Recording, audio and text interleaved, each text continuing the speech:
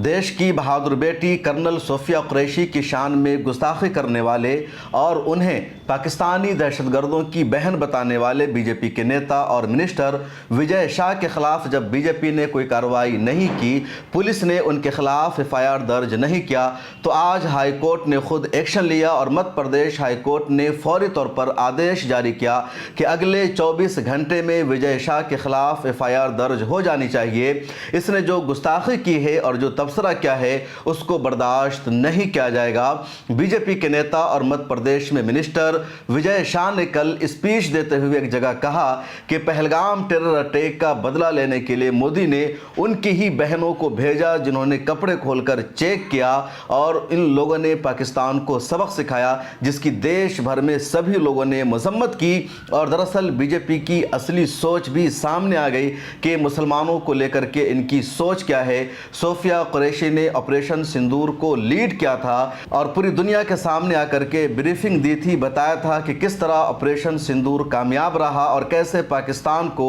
India ने सबक सिखाया। सोफिया कुरैशी का खानदान पिछले कई नस्ल से देश की सेवा कर रहा है, आर्मी में उनके खानदान के लोग होते हैं, लेकिन बीजेपी के नेता ने उनकी शान में गुस्ताखी की और अभी तक बीजेपी ने कोई कार्रवाई नहीं की थी। इस पर मैंने पूरी एक तफसीली वीडियो बना रखी है, अब जरूर उसे देखिए।